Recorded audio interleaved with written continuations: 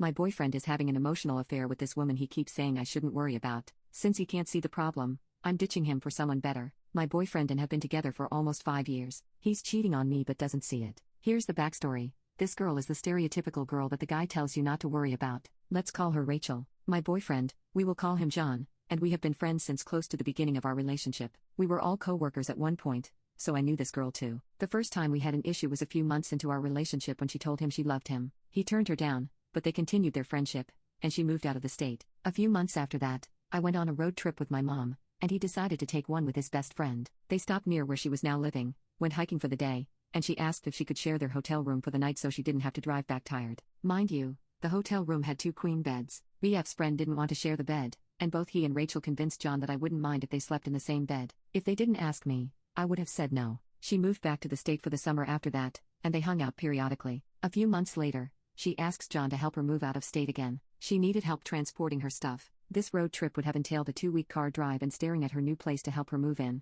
John asked me if I would mind if he went, and I said I would. I didn't want him to go and would consider that inappropriate. He got mad but respected my wish. Things were good and quiet for a while until she moved back a few months ago. It started at the gym. She joined the one we go to. John and I work out on different splits but at the same time in the mornings. She started following his workout split and joining in when they were close. Then she started flirting and touching him. I had a conversation with him about how uncomfortable that made me and how I would like him to set boundaries with her. I didn't want to tell him to cut her off completely, mostly because he thought ultimatums like that were toxic girl behavior, so I let them continue, thinking he would talk to her. The touching and flirting continued and worsened, and I learned later that he had never talked to her about those boundaries. It went from just at the gym to hanging out at her house. My family isn't in the picture, and I know he craves the attention and love that comes with a family like hers, so he started going more often, stopped asking me if he could go, stopped even telling me he was going, and started lying about it, telling me he was with friends or picking up food. I can see his location, so I know when he's over there. I started getting paranoid and checking his location every time he didn't respond to a text or Snapchat.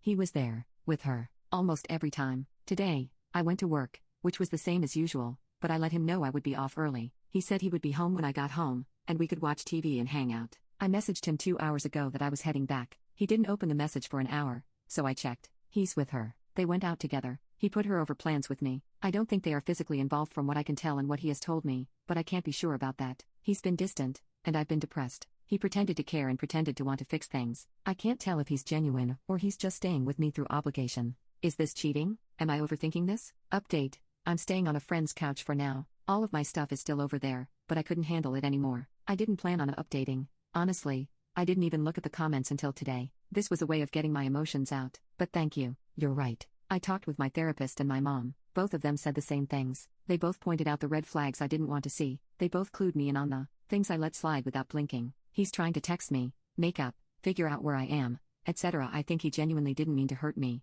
but he's also not willing to see it. He loves me, but I don't think it's coming from the right place. I think he gave up on building a relationship long ago and was just following the steps to keep me there. Am I okay? No. Will I be? I think so. I'm currently trying to find somewhere to live other than a couch. Rent is expensive and I don't think I can afford it without him, but I'll figure it out. I have friends on my side. I have people looking for me and making sure I am okay. I am grateful to them. Update 2. We got together to talk yesterday, just to clear some things up and officially break things off. He saw this post and told me some details were off, so here are the details he wanted me to clarify. The road trip was 1 week, not 2. That's it. Other than that, our conversation consisted of him telling me I never gave him enough attention, that I was toxic, and that I was the problem. He has been joking around with his friends about losing the towels that I bought in the divorce, like our 5 years meant nothing. He also told me that, now that I was out of the picture, he was ready to get his own place, take time to travel, and basically do all the things he wasn't willing to do with me. Shocking. I listened to him for about an hour, and kept most of my thoughts to myself. He doesn't deserve to know them,